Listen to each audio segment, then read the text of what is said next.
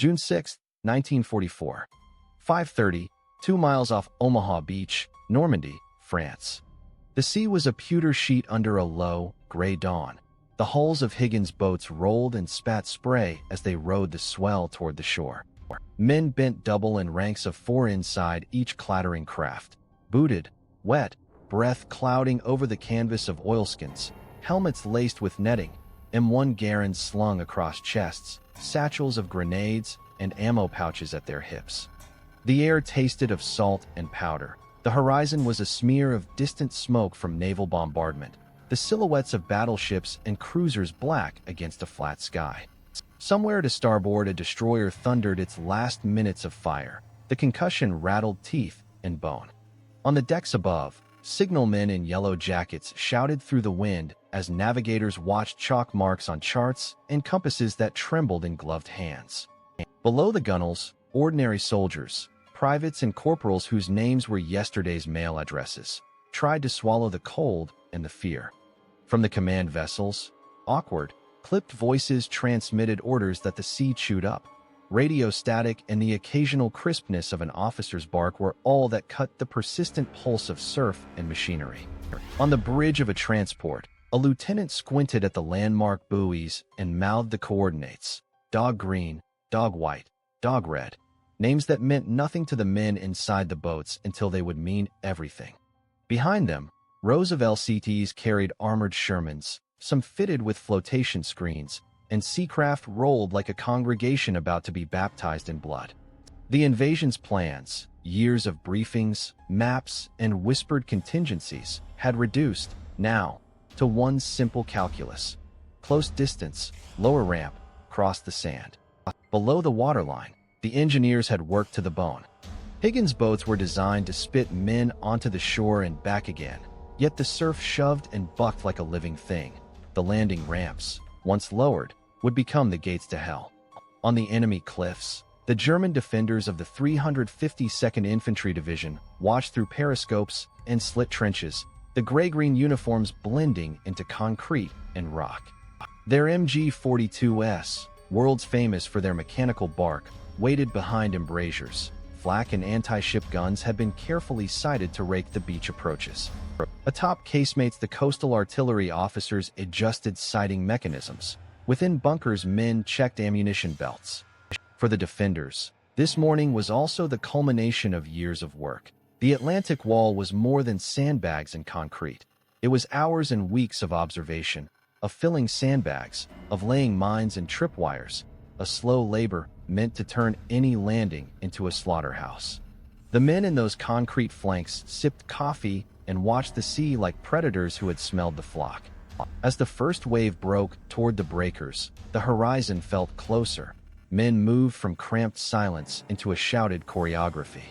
The ramp of the first craft thunked down and men sprinted into shoulder-deep water, hauling weapons that already felt like lead.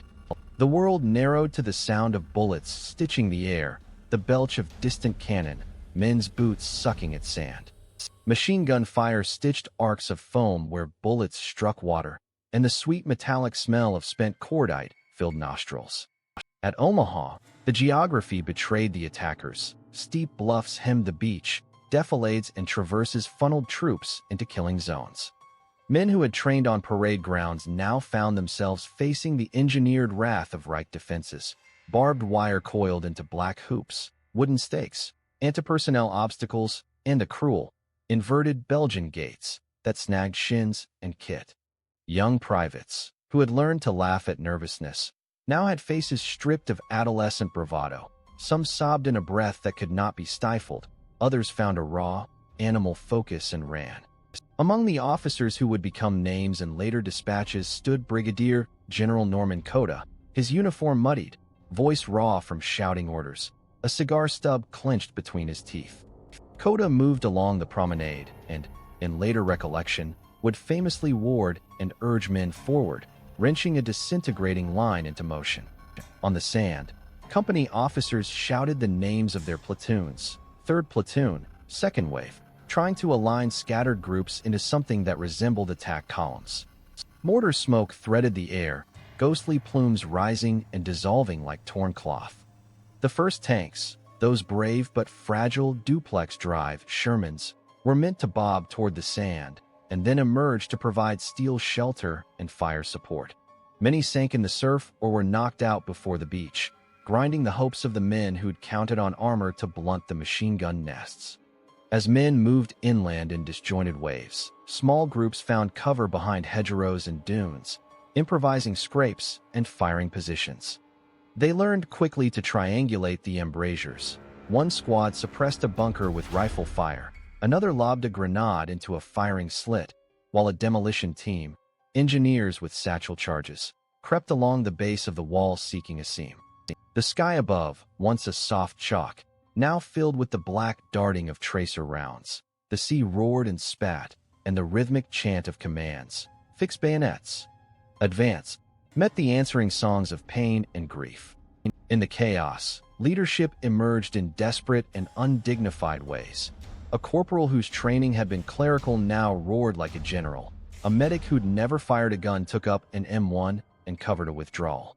On the cliffs, German officers barked counterorders, menace pinned into cold Germanic efficiency. They signaled artillery to shift, called in flares to illuminate the sand, and adjusted fields of fire like men tending a terrible garden. For them, the coming day was also a test. They had been told to hold at all costs. Discipline, doctrine, and fear of retribution combined into a resolve that was as hard as the concrete around them. Yet, even amid the ferocity, there were ordinary human notes. A young German radio operator who never thought he'd watch this much blood, a French civilian hidden in a cellar clutching rosary beads, an American sergeant whose letters to his wife had been tucked into his tunic and who thought of nothing now but the next step forward.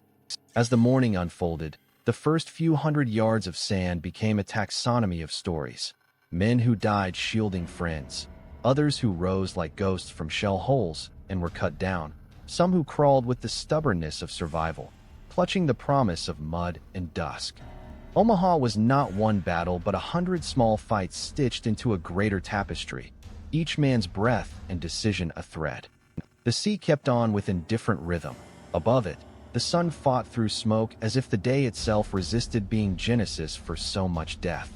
Somewhere in the din, an aide signaled that reports were coming through. Casualties mounting, units pinned, the beachhead in chaos. The plans, the maps, the neat lines of command, they all dissolved into the mud and noise. And yet, under that ruin, a stubborn, human thing began to take root. Men who would not be driven back, who would, piece by bloody piece, make a path up the bluffs that by mid-morning. The tide had risen high enough to claim the wreckage of the first assault. The beach, once wide, had shrunk into a narrow killing field littered with bodies, broken landing craft, and the smoke of burning fuel. Every inch of sand had a story written in blood and fire. Mortar shells landed in irregular bursts, carving holes into the shoreline and flinging sand over men already dug half into the earth. Medics with red crosses painted on their helmets moved from one shell hole to the next, dragging the living and marking the dead, whispering prayers that dissolved under the thunder of artillery. Somewhere near the shingle line, a group of engineers struggled to clear the Belgian gates and metal obstacles that still stood like jagged teeth, blocking reinforcements. The air reeked of diesel, smoke, and the sour metallic tang of blood. Cota moved through it all, a small figure among giants of chaos. His voice cut through the surf and gunfire. "Get off this damn beach. You can die here or die up there, but you're going to die either way, so move." It was madness turned into motivation. Men who had frozen behind wreckage found a spark in those words. They began to crawl, drag, run, stagger, anything but stay still. Behind them, the destroyers USS McCook and Carmack sailed dangerously close to shore, their guns firing point-blank at the German fortifications on the bluffs. The blasts tore great holes into the concrete bunkers, showering defenders with dust and debris. For the first time, the Americans could hear the German machine guns fall silent, not from ammunition spent, but from terror or death. At a sector near Vierville, Captain Joe Dawson led what was left of his company through a shallow draw nicknamed E1. It was one of the few natural breaks in the cliffs that offered a possible route inland. Smoke obscured the upper slopes, But Dawson knew that if they stayed pinned any longer, reinforcements would drown before reaching the sand. He motioned to his men, a mixture of rangers, infantrymen, and engineers, and began the climb. The soil crumbled underfoot, packed with roots and stones. Hands burned on hot metal as they grasped barbed wire and wooden stakes. A machine gun burst chewed into the earth inches away, spraying dust into their eyes. The men didn't stop. They moved like insects clinging to a wall, driven by a single instinct, up. Above them, the German defenders of the 916th Grenadier Regiment had begun to waver. Their officers screamed for discipline, but the sight of destroyer shells tearing into nearby bunkers cracked the illusion of invincibility. Smoke filled their firing positions, and the radio calls for reinforcements went unanswered. Ammunition belts ran dry, and the once efficient rhythm of MG-42 fire turned into sporadic bursts. From behind their emplacements, the Germans saw figures moving through the haze. Not a few, but hundreds. The invaders had found their momentum. By 10:30 a.m., the beachhead that had been chaos now pulsed with grim organization. Small units had linked up, forming ad hoc commands under any officer or sergeant still alive. Naval gunfire shifted inland, targeting the roads behind the bluffs to cut off German reinforcements. The engineers cleared a path for tanks and supply vehicles, even as snipers took potshots from hidden nests. One shot cracked through a medic's helmet. Another struck a radio operator mid-transmission, his hand still gripping the microphone as he fell. Yet the line did not break. They were, at last, pushing the enemy back. Atop the bluffs, the first American flags were raised, not as ceremony, but as signal. Flare guns fired into the sky to mark secured positions, though few were secure for long. The men at the crest looked down upon the beach they had survived and saw it for what it was, hell conquered by inches. Below, the sea continued to wash over the sand, claiming the dead and cooling the fires. The once pristine shoreline of Normandy had become the world's most sacred cemetery. In the distance, other beaches, Utah, Gold, Juno, and Sword, reported progress. But Omaha had been the crucible, the place where the invasion nearly failed and the world's fate trembled in balance. By noon, the first reinforcements began moving up the bluffs, bringing heavier weapons and medical supplies. Officers re-established communication with offshore command ships. Reports filtered through, hundreds dead, more wounded, but the cliffs of Normandy were no longer in German hands. The breakthrough had cost everything, and yet it was achieved. Somewhere among the wreckage, a priest knelt beside the fallen, reciting the Latin prayer Requiem Aeternam Dona Eis Domini.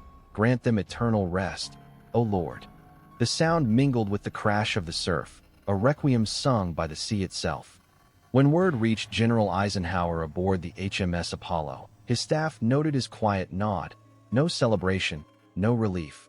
Only the knowledge that the door to Europe had finally been forced open. The men on the ground did not know it yet, but history would name them the generation that turned back tyranny. They were young and old, terrified and brave, and their blood watered the soil of freedom. Above them, the skies cleared slightly, revealing sunlight cutting through the smoke. The day was far from over, but victory, fragile and staggering, had begun to take shape. By early afternoon, the chaos of Omaha had settled into a grim rhythm. The sea, once foaming with fire and death, now bore the broken bodies of men who had been the first to land. The tide receded slowly, revealing twisted metal, shattered helmets, and rifles half buried in sand. Smoke drifted inland, curling through the hedgerows and villages beyond the bluffs. The once impregnable Atlantic wall lay in pieces. Yet for the men who survived, there was little time to look back. Orders came through the static-filled radios: consolidate, dig in, hold until relieved. Captain Dawson's unit, exhausted but alive, dug foxholes into the chalky soil at the crest of the hill. Their hands were raw, uniforms torn, eyes red from smoke and sleeplessness. Cota appeared again, mud to his knees, cigarette clenched between his teeth, surveying the line. "We've got our foot in the door," he said quietly to a nearby lieutenant. "Now let's kick the damn thing open." Behind him, columns of reinforcements began to arrive, men from the 29th and 1st Infantry Divisions, carrying heavier weapons, flamethrowers, mortars, and supplies. Every yard inland was contested, every hedgerow a possible ambush. The Germans, though pushed back, were not broken. By mid-afternoon, elements of the German 352nd regrouped near Colleville-sur-Mer and Saint-Laurent. From church towers and farmhouses, snipers began picking off advancing troops. Mortar shells whistled in from unseen positions, sending dirt and flesh into the air. The American advance slowed once more, turning from the open beach into the maze of Norman countryside, hedgerows tall as men, crisscrossed with ditches and stone walls. Each field became a separate battlefield. Machine guns hidden behind flowering hedges spat sudden death. The familiar sound of the MG-42 returned, now closer, more intimate, echoing between rows of trees. A medic named Harold Doc Martin crawled through one of these fields, dragging a wounded sergeant by the straps of his webbing. The sergeant's breathing was shallow, his words barely audible. "Tell my wife," he tried to say, but Doc shushed him, pressing a morphine syringe into his leg. Around them, the ground was alive, insects humming, bullets snapping through leaves. War had reduced the vast invasion to a series of personal duels fought with invisible enemies. When a squad finally cleared a nearby farmhouse, they found a handful of young German soldiers, terrified, hands raised, no older than 19. One of them had a photo tucked in his tunic, a girl smiling beside a bicycle. They looked at each other, Americans and Germans, young, dirty, frightened, and for a moment, none of them spoke. As the hours dragged on, the Americans began establishing a defensive perimeter. Engineers set up signal flags, artillery units brought small howitzers ashore, and tanks that had survived the landing were finally rolling inland, their treads grinding over debris and corpses alike. From offshore, the constant rumble of naval gunfire reminded everyone that they were not alone. Destroyers and cruisers continued to pound the roads leading to Bayeux and Cannes, cutting off German reinforcements. The Allies' massive logistical machine was now in motion. Ships unloading trucks, jeeps, ammunition, fuel, rations, everything needed to sustain the foothold that had cost so much to gain. At 1700 hours, word spread down the line. Contact established with British forces moving from Gold Beach to the east. Cheers rose briefly, then faded. The men were too tired to celebrate. They had landed that morning as invaders and survived as ghosts. Cota walked the line again, checking positions, handing out cigarettes, patting shoulders. "You did it," he told a private who looked barely 18. The boy managed a faint smile. "We all did, sir." Cota nodded. "Yeah, but we're not done yet." As night began to fall, the fires from the morning's bombardment still glowed in the distance. The cries of the wounded carried faintly on the wind, mingling with the sound of shovels as men dug deeper foxholes. From the sea, flares rose in slow arcs, illuminating the coastline in silver light, the beach that had nearly been their grave now gleaming like steel. The men watched them burn out one by one, leaving only darkness and the faraway hum of engines bringing more troops to shore. In a makeshift command post built from sandbags and broken doors, the officers huddled around maps lit by red lamps. Lines were drawn, coordinates checked, supply routes marked. The word "secured" appeared beside Omaha Beach for the first time. Outside, the survivors of the first wave lay in the cold earth, listening to the quiet between distant gunfire. They had taken the beach. The cost was nearly unbearable, thousands dead, thousands wounded, but they had done what history demanded of them. And as the night deepened, the wind carried across the channel the faint sounds of church bells from liberated villages. No one knew what the next days would bring: counterattacks, casualties, more blood. But for now, for the men who had lived through the longest day, there was one shared, unspoken truth. The gates of Fortress Europe had been broken open, and there was no going back.